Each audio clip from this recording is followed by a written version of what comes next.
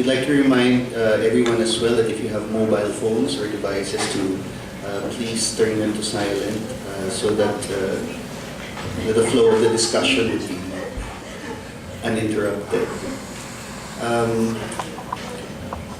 Yes, the first part, of course, of this lecture, day one, was given yesterday, and this is lecture 2.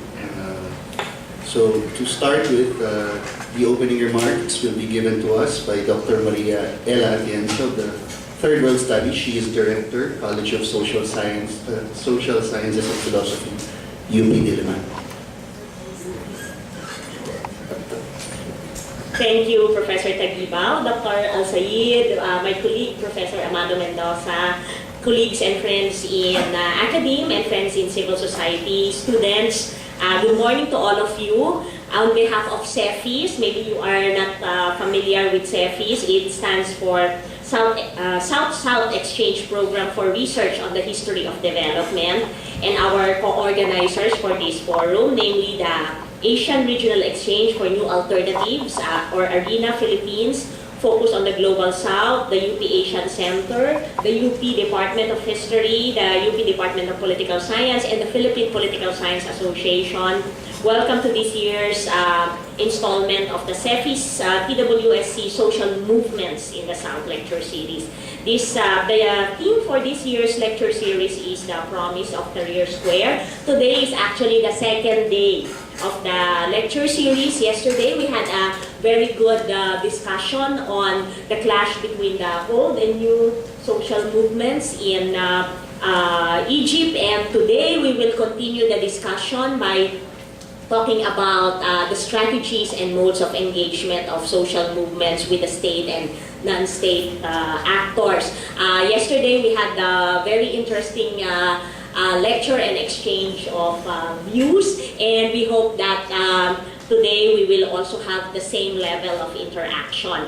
I just want to highlight a few things about this lecture series. First, this is the first public activity for 2011 of the Third World Studies Center, and this year is also the 35th anniversary of the Third World Studies Center. It was formally established on February 5, 1977. At that time, it was called the Third World Studies Program, but I guess we have progressed a little bit, not only in terms of programs, office space, but also status in the university. We are now a center. Okay.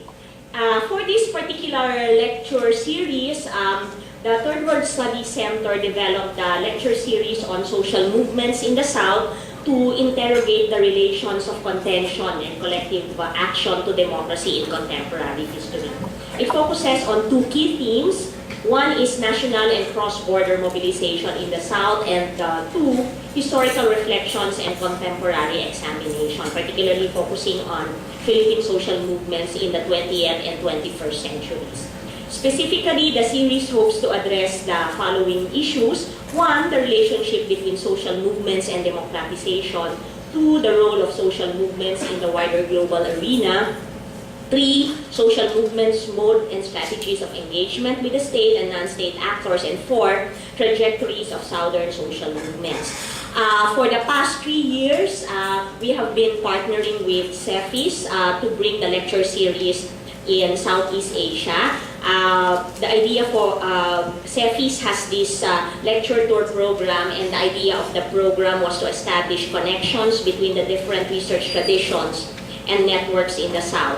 This program enabled universities and scholars in the South to give a number of lectures at different institutes, and the scholar who gives the lecture is given the opportunity to meet colleagues and graduate students, give advice on academic programs, and explore possibilities for collaborative research. For those of you who have been following the lecture series that we are conducting, in December 2009, we were able to bring political scientist Dr. Evelina Dagnino to not only UP but also the Chulalongkorn University Dr.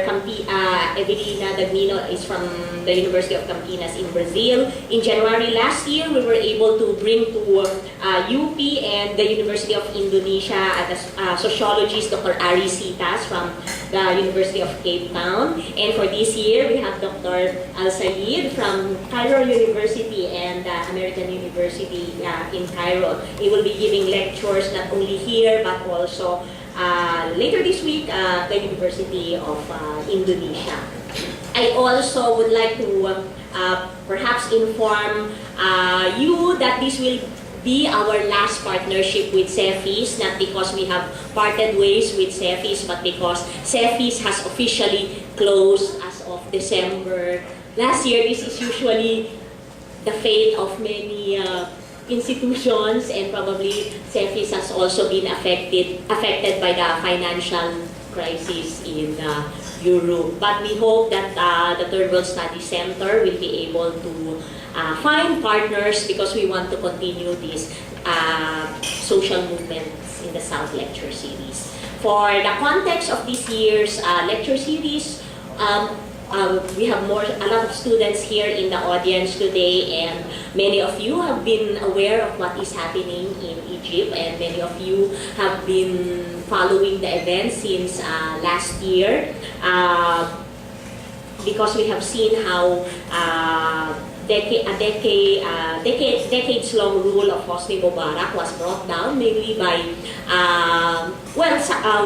most people look at it as a spontaneous movement with a lot of young people involved, young people using new social media to actually coordinate with one another and to actually bring people to areas of mobilization.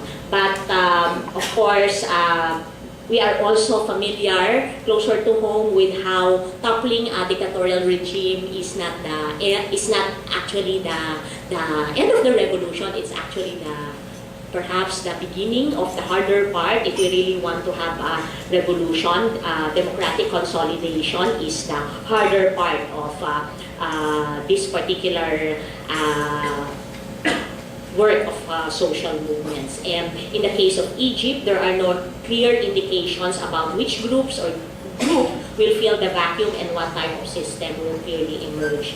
So we are asking, or we are probing about what role will social movements play in ensuring that a return to dictatorship will not occur. How will they push for solutions to traditional concerns like better wages and improved working conditions, as well as new social and political concerns like the role of women, the place of young people, the issue of human rights? Will new social media continue to play a role in keeping government in check by the people?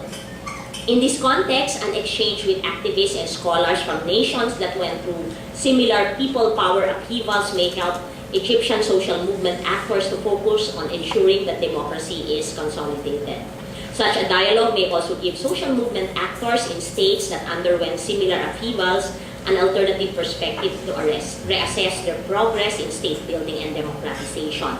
For students who are in the process of beginning their scholarship, perhaps you have a chance now to use your comparative lenses and to apply the theories and concepts that you are learning in class to specific conditions. Particularly, we are looking at comparisons between what is happening in Egypt and what is happening in the Philippines. With this introduction, again, I would like to thank Dr. Al-Sayyid for coming to this particular lecture series. This is his first time in the Philippines, and in the next few days, it will be his first time to be in Indonesia.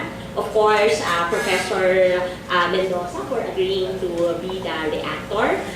Thank you also to a lot of our co-sponsors for this particular lecture series.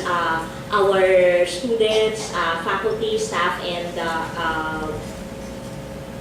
members of civil society organizations who have come to this particular lecture. Again, I have to acknowledge the hardworking research and administrative staff of the Third World Studies Center for all the support for bringing the lecture series here. And like yesterday's lecture series, I am looking forward to a very informative lecture and a very lively exchange of ideas in the open forum. So thank you very much.